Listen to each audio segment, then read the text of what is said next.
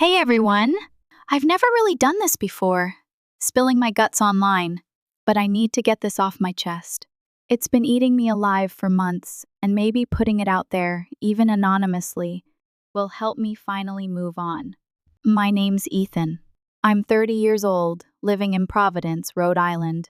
Not exactly the most glamorous city in the world, but it's got its charm. I work as a financial analyst for a mid-sized investment firm. It's not exactly my dream job, but it's stable. It pays the bills and then some, and it gives me a sense of security, which is something I never had growing up. See, my family, we were always scraping by. My dad worked construction, and my mom juggled 2 part-time jobs just to keep us afloat. There were times when we didn't know if we'd make rent or if we'd have enough food on the table. So, from a young age, I learned the value of $1. I saw firsthand how quickly things could fall apart when you didn't have a cushion. That's why, over the years, I've been incredibly disciplined about saving. I'm not talking about millions or even hundreds of thousands. I'm talking about a solid, comfortable nest egg. Enough to buy a decent house, maybe start a family someday, and definitely enough to weather any unexpected storms life throws my way. It's my safety net, my peace of mind.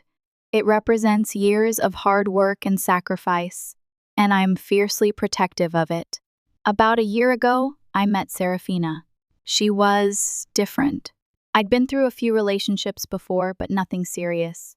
I was always hesitant to fully commit, partly because of my work, partly because I was afraid of being vulnerable, and maybe partly because I hadn't met the right person. Serafina was 28. With this energy that just radiated outwards.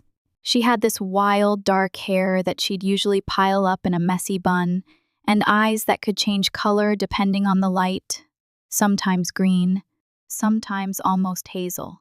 She was vibrant, fun, the kind of woman who could light up a room just by walking into it. She could tell a story that'd have you on the edge of your seat, or make you laugh until your sides hurt. She was a force of nature. She told me she worked as a freelance graphic designer, said she specialized in branding and social media content. It sounded cool, creative. I honestly didn't grill her about the details. It wasn't that I was disinterested. It was more like I was enjoying simply existing in her orbit. She made me feel alive in a way I hadn't felt in years. The first few months were incredible.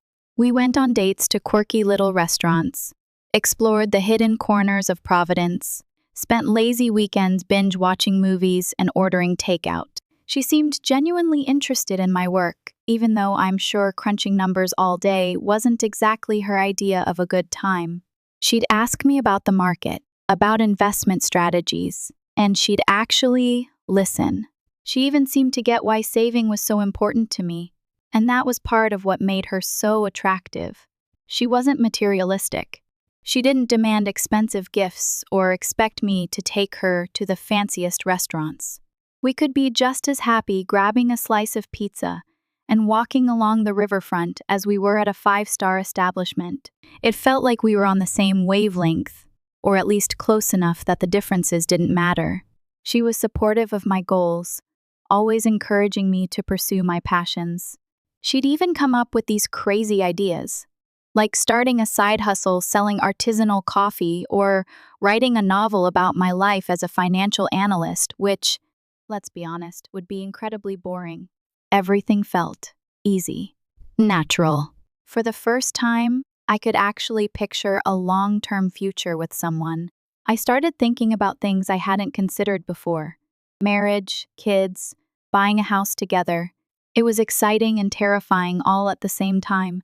But then, a couple of months ago, something shifted.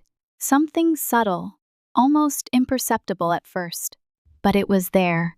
A tiny crack in the foundation of what I thought was a solid relationship. It started on a random Tuesday morning. I was in the kitchen, bleary-eyed, making my usual cup of coffee. Serafina walked in, wearing one of my old t-shirts and a sleepy smile. She leaned against the counter, watching me pour the coffee, and then, out of nowhere, she dropped this bomb. She said, her voice casual. Your savings could really help us both level up. I chuckled, thinking she was joking. I mean, where did that come from? What do you mean? I asked, taking a sip of my coffee. I looked at her, expecting to see a playful grin, a hint of irony in her eyes. But there was nothing. Her face was completely serious, like she'd just suggested the most reasonable idea in the world. I'm serious, Ethan, she said. If we're really committed, why not combine our finances? Think of what we could do together. I just kind of stood there, staring at her, my coffee halfway to my mouth. We weren't living together. We weren't engaged. Marriage hadn't even come up. And now she was talking about combining finances? It felt so sudden, so out of left field. What exactly do you mean by that, Serafina? I asked, carefully placing my mug on the counter. She shrugged, like it was no big deal. I just think if we're serious about building a future together, pooling our resources makes sense. We could do so much more together than apart. The way she said pooling our resources sent a chill down my spine. It sounded so clinical, like I was a bank account, not a person she supposedly loved. I'm not sure I'm comfortable with that idea, I said, trying to keep my voice calm. I mean, it's not that I don't love you. I tried to explain that my savings were something I'd worked hard for, something I'd built from the ground up. I wasn't ready to just merge them with someone else's, especially when we weren't even living together. I wanted to build a strong foundation first, not just dive headfirst into the deep end. Her reaction caught me completely off guard. She rolled her eyes, a gesture I'd never seen her do before. Wow, she said, her voice laced with sarcasm. You really don't trust me, do you? Do I have to be your wife for you to trust me with a tiny part of your wealth? I had bigger hopes for our relationship, but if you don't trust me, then I am leaving. It wasn't like I'd accused her of anything. I just didn't think it was the right time to have that kind of conversation. I didn't yell. I didn't get defensive. I just calmly explained that I wasn't there yet. But she seemed annoyed, like I'd just insulted her. Ethan, I'm not asking to drain your account, she said, crossing her arms. I just think it's weird that you're so protective of it. If we're building a future, what's the point of keeping things separate? I didn't want to argue, so I just said, I hear you, but I'm not comfortable with it right now. She sighed dramatically and walked out of the kitchen, muttering something under her breath that I couldn't quite catch. That conversation stuck with me for the rest of the day. It wasn't like I suddenly thought she was after my money, or that she was a gold digger. I mean, I didn't want to think that, but something about the way she brought it up, like it was just assumed we'd pool. Our finances didn't sit right with me. Later that day, I tried to brush it off. Maybe I'd overreacted. People talk about money and relationships all the time. It's normal to have those conversations as things get more serious. But the thing was, Serafina and I hadn't even talked about moving in together, let alone marriage or combining finances. It felt like skipping a bunch of steps. Still, I didn't want to make a big deal out of it. Relationships take work, and I figured this was just one of those awkward topics you have to navigate. So, I decided to let it go. But the next day, things felt off. Serafina wasn't acting upset or anything. If anything, she was more affectionate than usual. She made breakfast, something she didn't normally do, and was all smiles. I chalked it up to her, trying to smooth things over after our talk in the kitchen. But then she said, I was thinking about what we talked about yesterday, and I really think you should reconsider. I sighed and put my fork down. The pancakes she'd made were actually pretty good, but I suddenly lost my appetite. Serafina, the first said, trying to keep my voice even, it's not about you asking for everything. It's just, I'm not ready to make that kind of change. She gave me this look, like she couldn't believe what she was hearing, like I was personally attacking her, rather than expressing a perfectly reasonable boundary. So, what? You don't see us having a future? That question hit me harder than I expected. It wasn't that I didn't see a future with her. I wouldn't have dated her for a year if I didn't think we had potential. But tying finances together felt like a completely different level of commitment, one we hadn't even discussed. It felt like she was trying to force my hand, to pressure me into something I wasn't ready for. "It's not about that," I said carefully, choosing my words. "It's about timing. I'm just not ready for that yet." The yet hung in the air, a small olive branch. Serafina didn't say anything for a moment. She just stared at me, her eyes unreadable.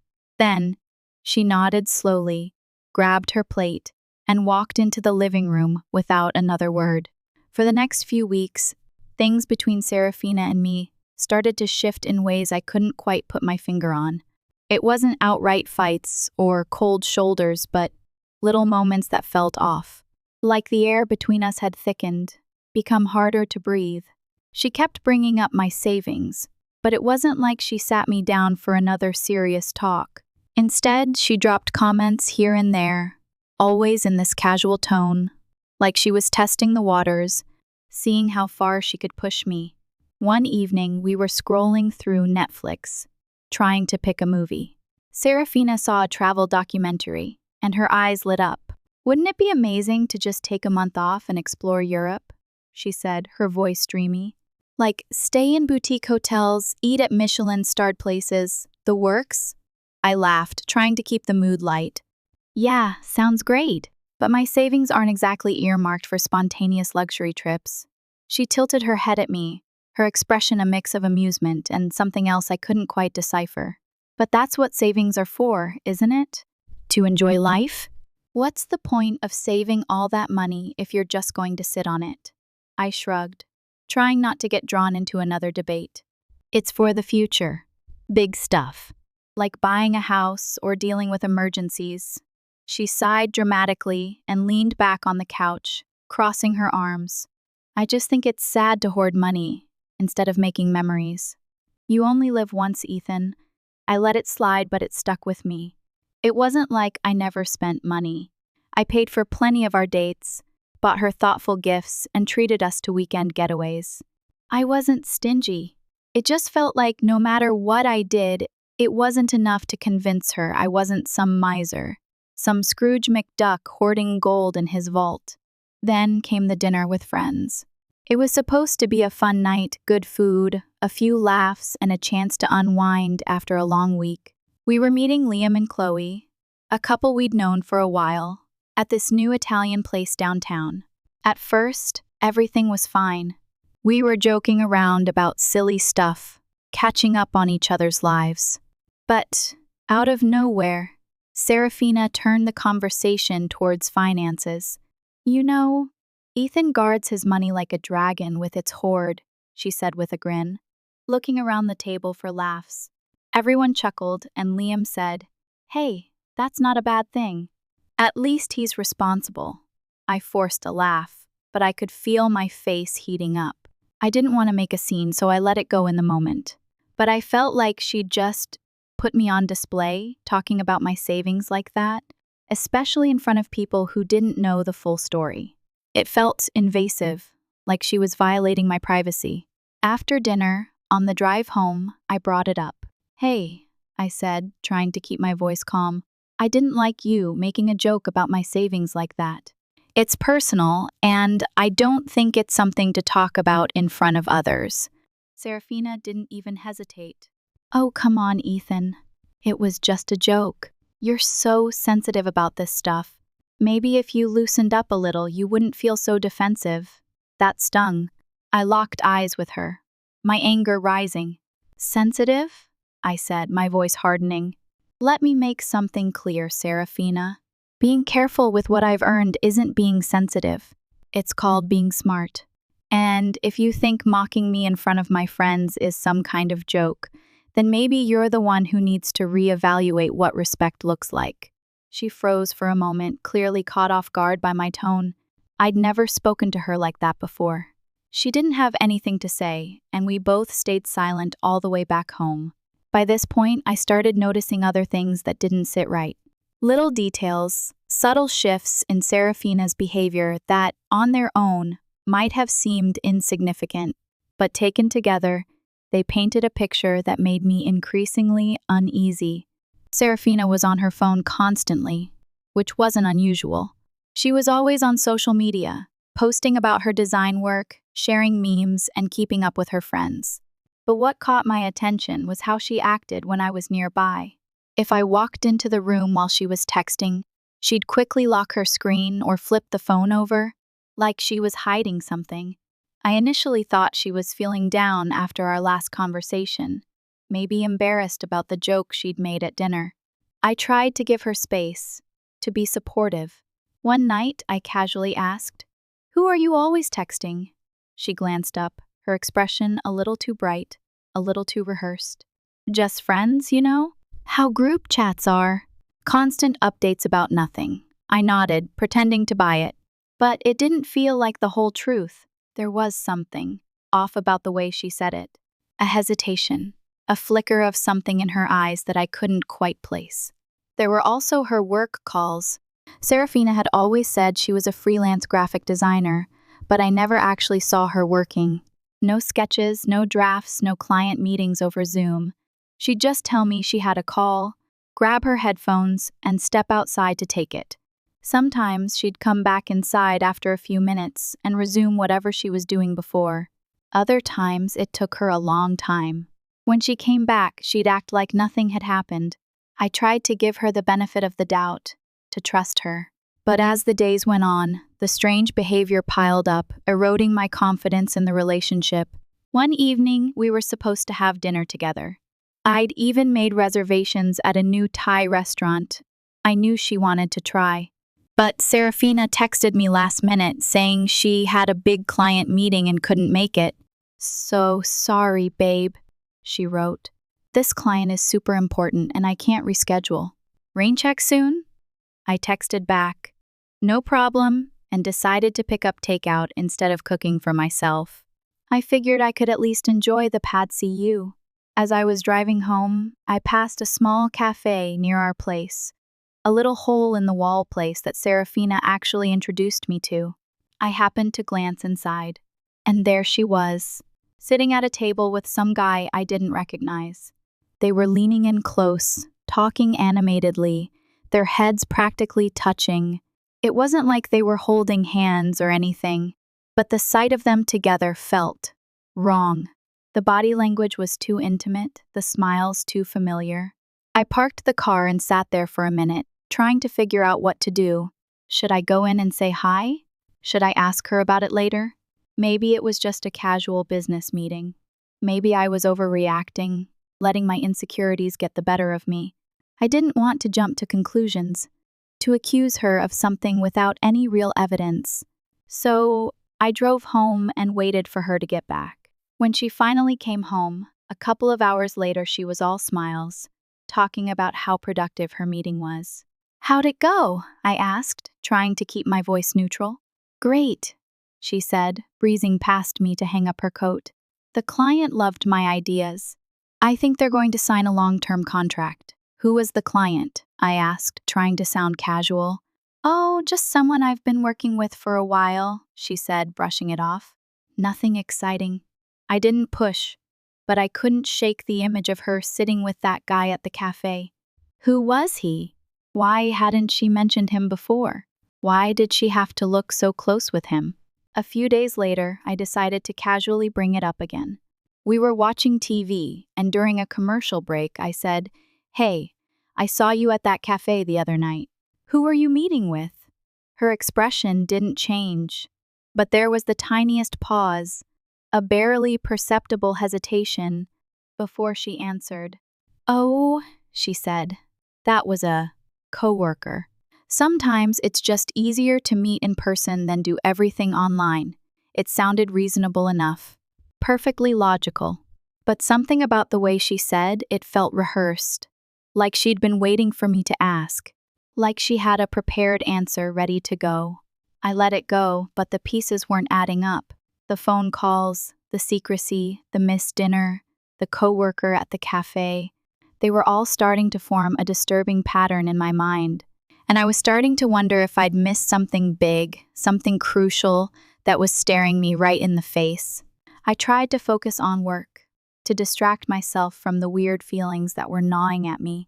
I told myself I was being paranoid, that I was letting my past insecurities cloud my judgment. But then something happened that I couldn't ignore. Something that shattered any remaining doubts and forced me to confront the ugly truth. A random email landed in my inbox. It was late on a Tuesday night. I was catching up on work emails, trying to clear the decks before heading to bed, when I noticed one that stood out. The subject line read, "Follow up on overdue account." At first, I thought it was spam, some generic phishing attempt. But as I skimmed the message, I realized it was addressed to Serafina.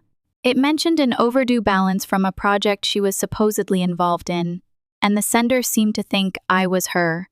Confused, the first read it again. The email didn't come from a big-name company, just some generic-sounding business. Still, it raised a ton of questions. Why would someone send me an email meant for Serafina? More importantly, why was there an overdue account tied to her name? She'd always said her freelance work was stable, that she was doing well. She never talked about struggling with payments.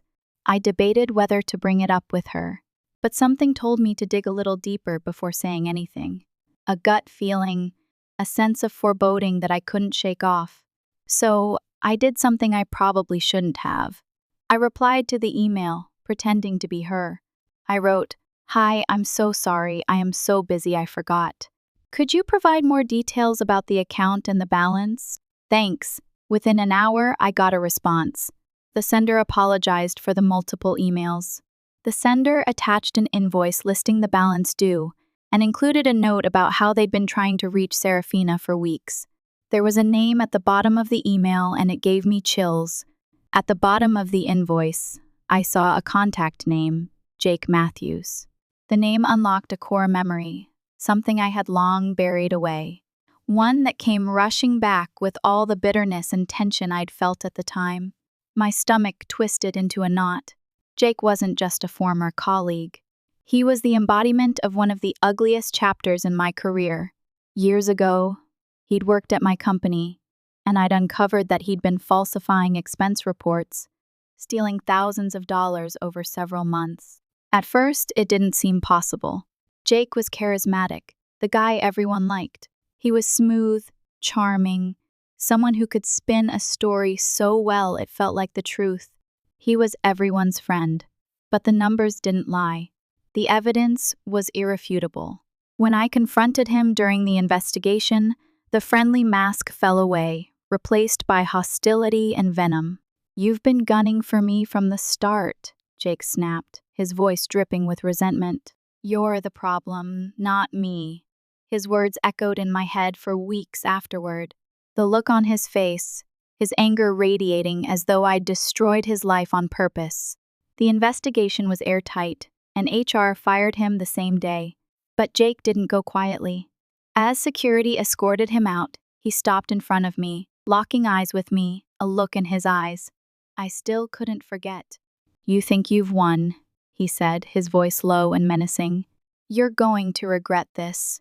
I tried to dismiss his threat as desperate anger, the rantings of a cornered animal. But deep down, it unsettled me. Jake's belief that I'd singled him out and ruined him wasn't just an excuse. It was something he'd latched onto, something he'd held onto for years. Seeing his name on that invoice now, years later, it was clear the resentment hadn't faded. I felt a mix of unease and anger wash over me. Jake had been the one stealing, lying, and betraying the company's trust. But in his mind, I was the villain. He had always been smug, manipulative, and convinced of his own victimhood.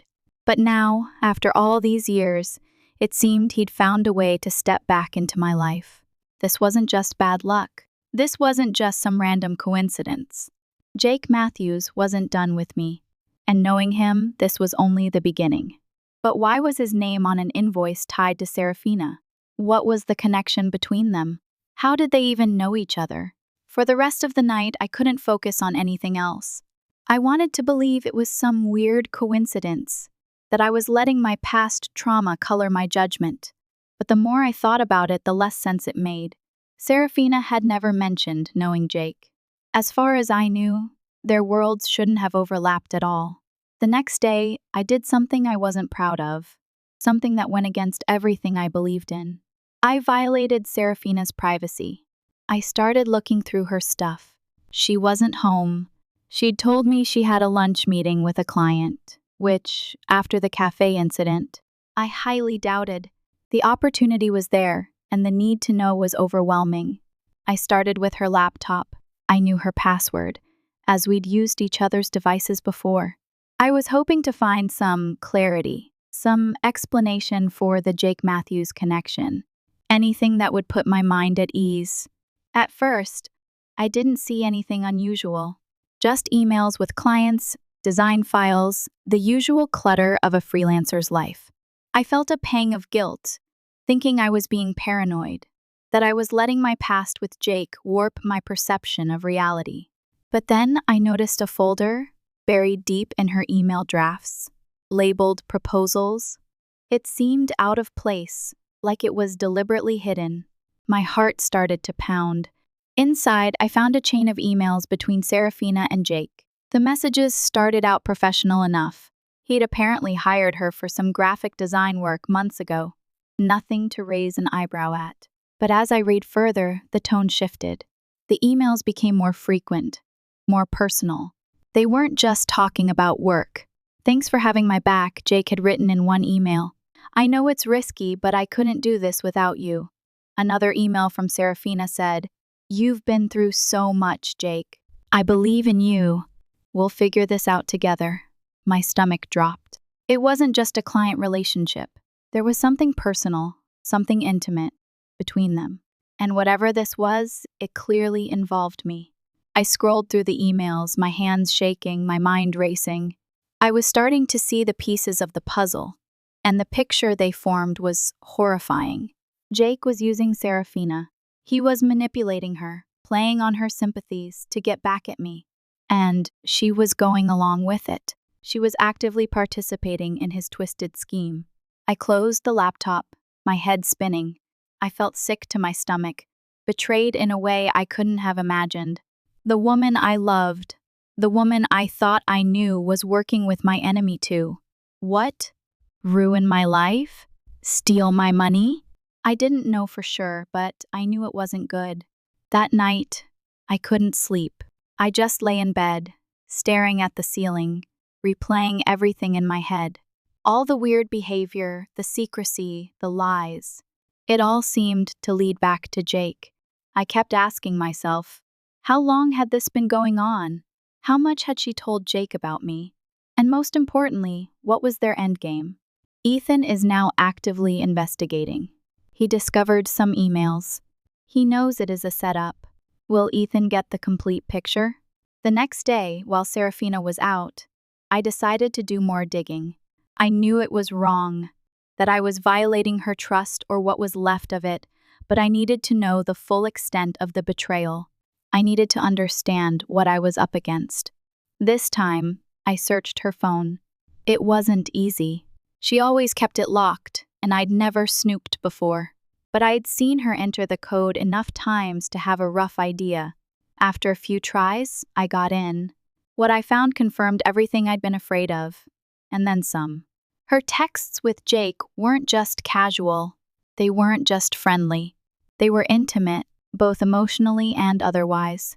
He wasn't just a former coworker or client. He was someone she cared about deeply. Someone she was clearly involved with behind my back. In one thread, Jake wrote, "I can't stop thinking about you. You're the only good thing in my life right now." Serafina replied, "You don't know how much that means to me. I feel the same way, Jake. I just need a little more time and we'll figure this out." Another message from Jake read, "Does he even notice how distant you've been? You should be here with me, not wasting your time with him." Her response, "I know. I hate lying, but it'll all be worth it soon. I'm doing this for us." Us. The word echoed in my head, a cold, cruel joke. She wasn't just betraying me. She was fully invested in him, emotionally and physically. She was actively choosing him over me. And to make it even worse, Jake was married. Married! The guy was running this whole scam on me while still playing happy husband at home. What a scumbag! I sat on the couch, gripping my phone so hard I thought it might crack. The text stared back at me, every word igniting a fire in my chest. This wasn't just betrayal. It was deliberate, calculated, a slap in the face from both of them. Jake wasn't just some scorned ex-employee. He was a parasite, using Serafina as his pawn to get back at me. He was leveraging her to hurt me, and she was complying. The sheer audacity of it made my blood boil. But I forced myself to stay in control. Losing my cool wouldn't fix this. I needed to be smarter, sharper than ever, to make them pay for what they'd tried to do. I started connecting the dots. The comments about my savings, the constant pressure to share finances, the secrecy. It wasn't just about Serafina wanting security. It was about Jake trying to exploit me through her. That realization hit harder than anything else. Serafina wasn't just a girlfriend who'd strayed. She was actively working with someone who hated me. Someone who wanted to tear me down, to destroy everything I'd worked for. When Serafina came home that evening, I could barely look at her. She walked in smiling, like nothing was wrong, and said, "Hey, how was your day?" I forced a smile and said, "Fine. How was yours?" "Busy," she said, kicking off her shoes. "Lots of work stuff. You know how it is." I nodded, biting back the urge to confront her right then and there. I wasn't ready yet. I needed time to figure out my next move. That night, my mind raced with questions. How long had this been going on? How much had she told Jake about me? And most importantly, what was their endgame? But I knew one thing for sure. I couldn't let this slide. I wasn't going to be a victim. I wouldn't let Jake win. And I wouldn't let Serafina get away with betraying me. The next morning, I had a plan. I wasn't going to let them play me any longer.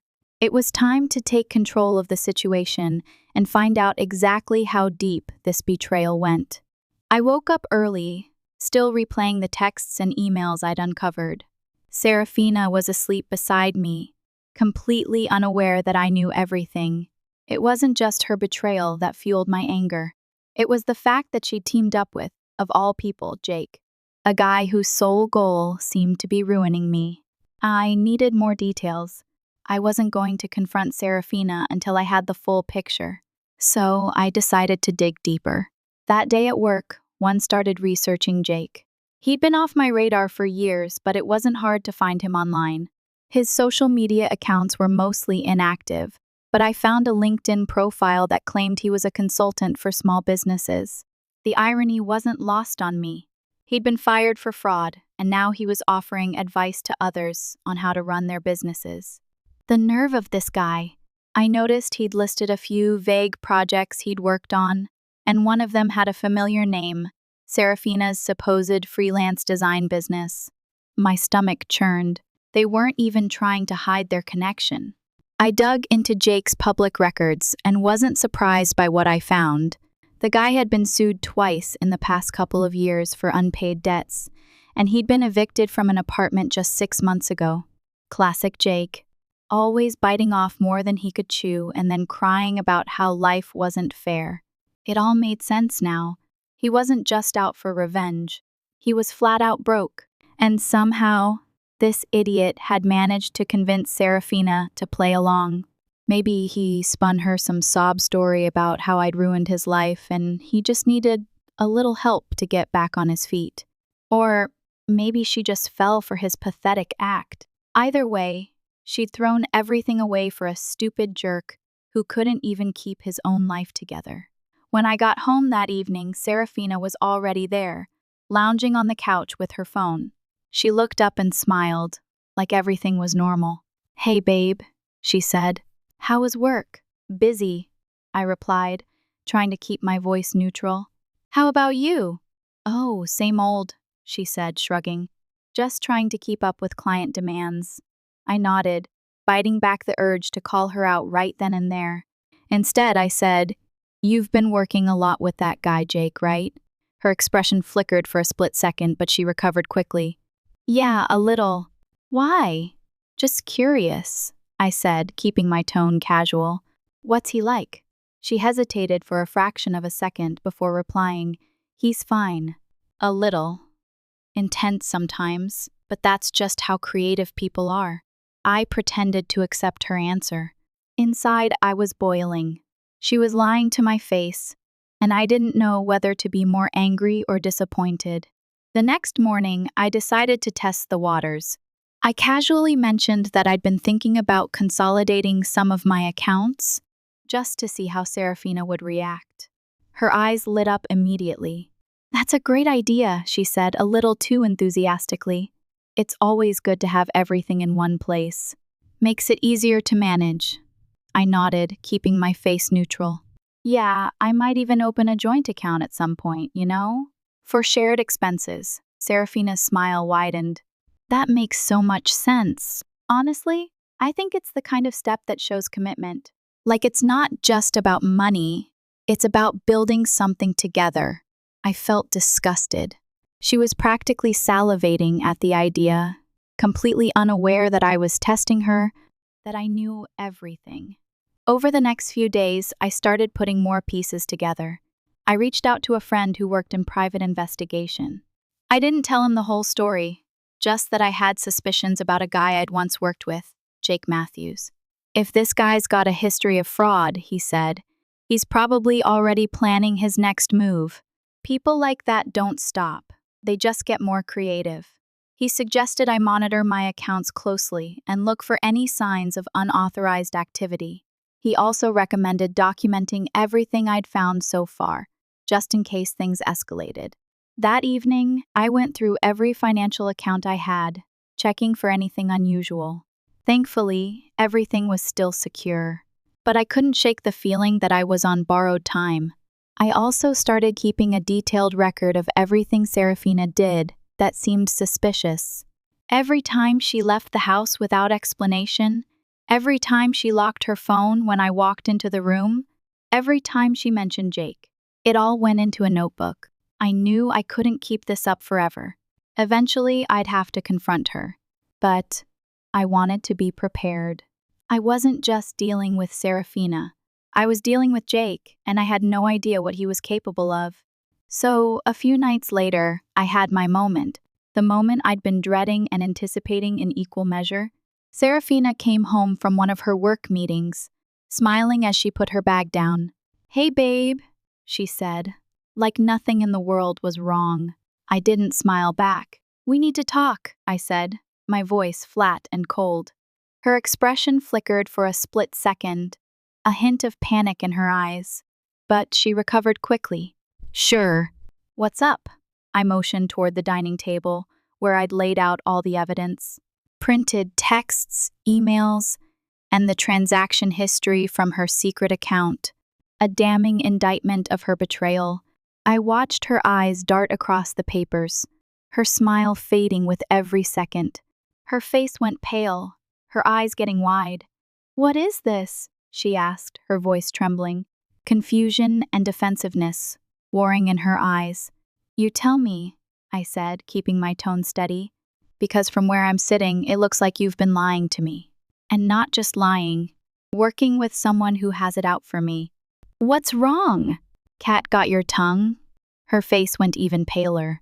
"Ethan, I didn't let her finish." Don't even try to deny it. I know about Jake.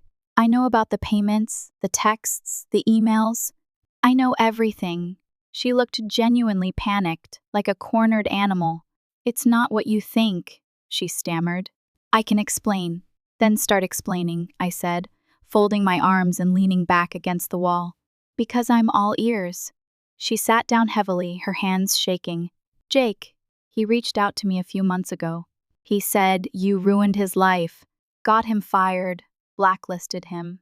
He was desperate, Ethan. He needed help." I leaned forward, my eyes narrowed. "So you decided to help him by scamming me? Is that why you were asking about my savings? You thought that was the solution?" "No," she said quickly, her voice rising. "It wasn't like that. At first, he just wanted advice. Someone to talk to. He convinced me you were this heartless guy who didn't care about anyone but yourself. He said he needed to get back on his feet. And you believed him? I cut in, my voice laced with disbelief. You believed a guy who committed fraud over me? The person you were supposed to care about? Tears welled up in her eyes. I didn't mean for it to go this far. I didn't think he'd actually. Actually what? I snapped, my patience wearing thin. Use you to manipulate me? Because that's exactly what happened. And you let it happen. The conversation spiraled from there. Serafina kept trying to defend herself, saying she'd been manipulated, that she didn't realize how deep it would go. But the more she talked, the clearer it became that she wasn't as innocent as she wanted me to believe. She knew what Jake was doing, and she went along with it anyway. At one point, she tried to flip the script, to somehow blame me for her actions. You've been so closed off, Ethan, she cried. You never trusted me enough to share anything about your life. Maybe if you'd been more open, I wouldn't have felt the need to help him. I couldn't believe what I was hearing.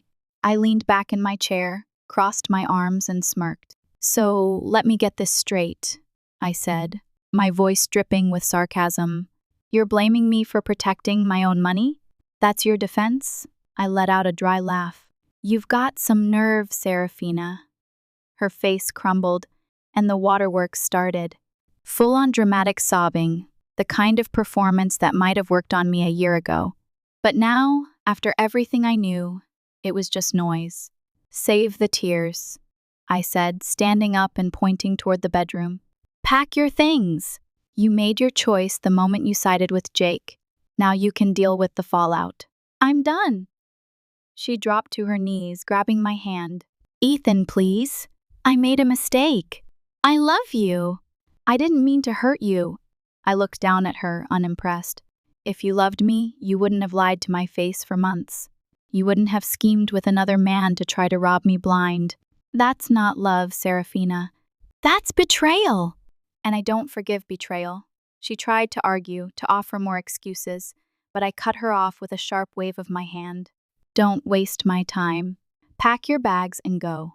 It took her forever to gather her things, mostly because she kept stopping to beg me to reconsider, to give her another chance. She swore she'd cut all ties with Jake, that she'd do anything to earn my forgiveness. I didn't move an inch.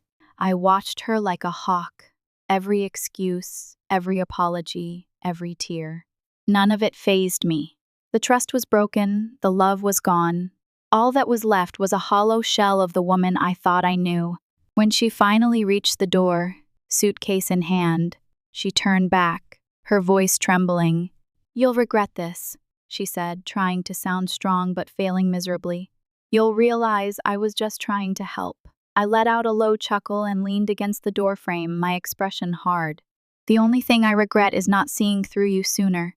Then I swung the door shut and locked it behind her, without another word. That was it. Done.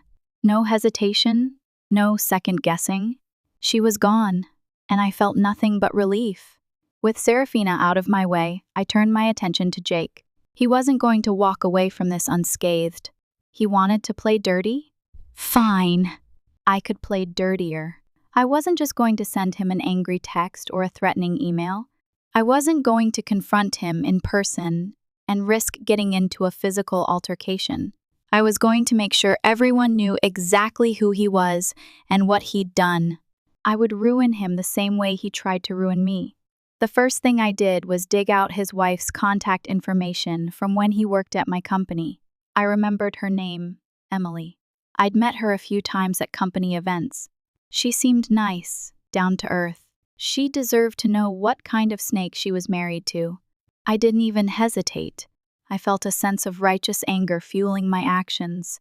She was an innocent victim in all of this, and she deserved the truth. I gathered all the evidence, screenshots of the texts, the secret bank transfers, the emails where he and Serafina plotted to manipulate me, everything neatly organized and labeled. Then, I wrote a concise, factual email outlining Jake's actions. I didn't exaggerate, I didn't embellish. I just laid out the cold, hard truth, and then I sent it all to Emily. No sugarcoating, no softening the blow. Just the unvarnished reality of her husband's betrayal, Within 2 days, I got a reply. It wasn't long, but it hit hard. "Thank you for this," she wrote. "I've suspected something was going on for a while, but now I know for sure. He won't get away with this." That was all she needed to say. I knew she'd handle it from there. I knew that whatever consequences Jake faced at home would be far more severe than anything I could inflict. But I wasn't done yet. I wanted to make sure Jake's professional life was in ruins too.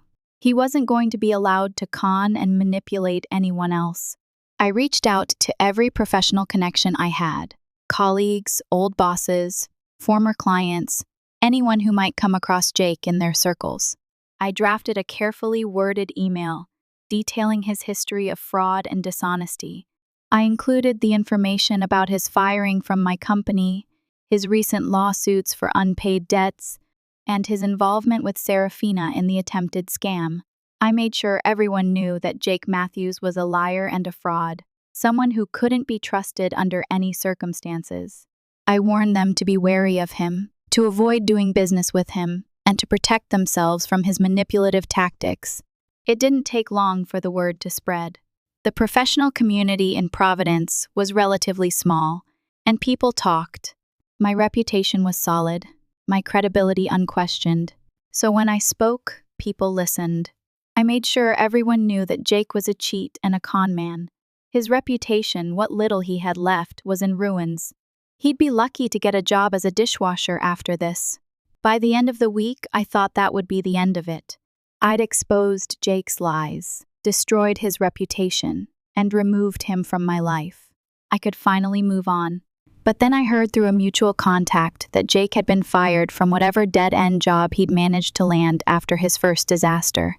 Apparently, when his boss got wind of what I'd shared, they didn't even wait to hear Jake's side of the story. They just cut him loose. And the best part? His wife kicked him out too. Turns out, this wasn't his first shady stunt, and the evidence I handed over was the final nail in the coffin. He was out of a job, out of a home, and out of people to con. He was utterly, completely alone. It was poetic justice. Jake, the self-proclaimed mastermind, brought down by his own stupidity and dishonesty. Even with Jake out of the picture, completely and utterly vanquished, I'd be lying if I said the betrayal didn't sting. This guy had worked for me, someone I'd once trusted, and he spent months scheming with Serafina to tear me down. It wasn't just business, it was personal, and that made it hit harder. I spent a lot of time replaying the events in my head, trying to understand how I could have been so blind, so naive. I berated myself for trusting Serafina, for letting my guard down, for ignoring the red flags that were right in front of my face. But eventually, I realized that dwelling on the past was pointless. I couldn't change what had happened. All I could do was learn from my mistakes and move on.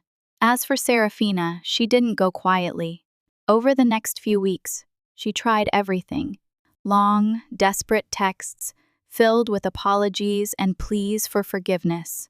Voicemails where she swung between sobbing and blaming me for everything. She even showed up at my apartment one night, pounding on the door and crying on my doorstep, begging for another chance. I didn't even open the door. I watched her through the peephole for a second, her face streaked with tears, her voice cracking with emotion. But I felt nothing. No sympathy, no pity, no lingering affection.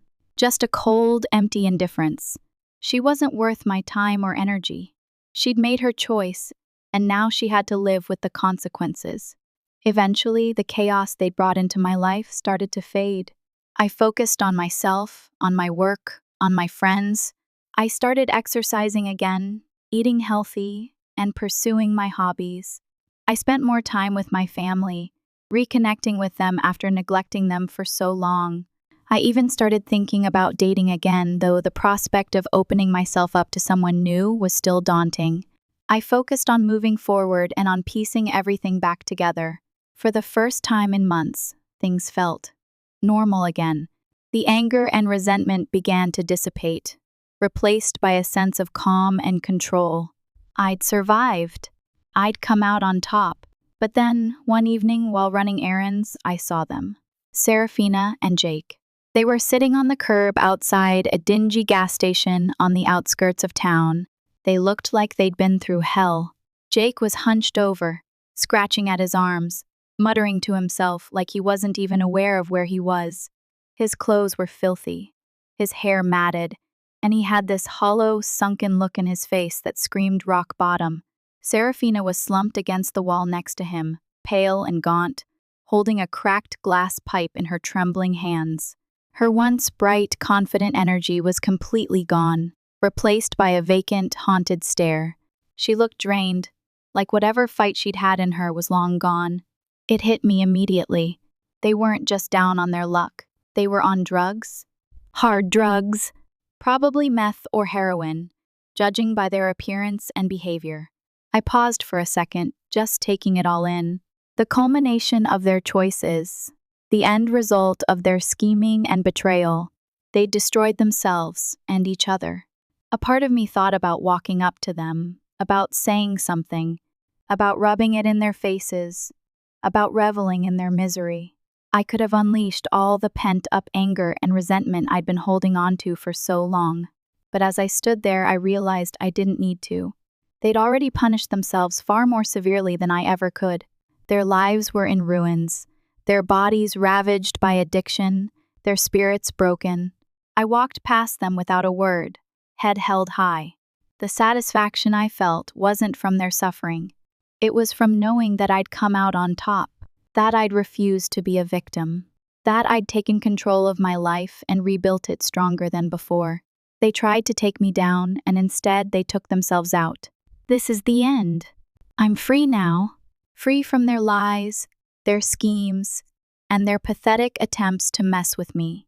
I took control, exposed their true selves, and left them in the rubble of their own choices. It's been a few months since that night at the gas station. I haven't seen or heard from Jake or Serafina since. Honestly, I don't know what happened to them. Maybe they're still struggling, lost in their addictions. Maybe they managed to find some kind of help, some glimmer of hope. I don't know, and I don't really care. I've moved on. I've started dating again, cautiously this time, but with a renewed sense of hope. I'm rebuilding my trust in others, slowly but surely. This whole experience changed me. It made me stronger, more resilient, more aware of the darkness that can lurk beneath the surface of even the most charming people.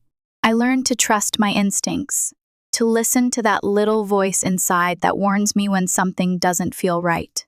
I also learned the importance of protecting myself, both financially and emotionally. I'm not going to be naive again. I'm not going to let anyone take advantage of me. I still have my savings, my nest egg. It's a reminder of my hard work, my discipline, and my ability to overcome adversity. It's also a reminder that money isn't everything. That true wealth lies in the relationships we build, the values we uphold, and the integrity we maintain. And as for Jake and Serafina, I hope they eventually find some peace, some redemption. I hope they learn from their mistakes and find a way to rebuild their lives. But I also hope they never forget the pain they caused, the lies they told, and the betrayal they inflicted, because those are the consequences of their choices, and they had to think twice before crossing me.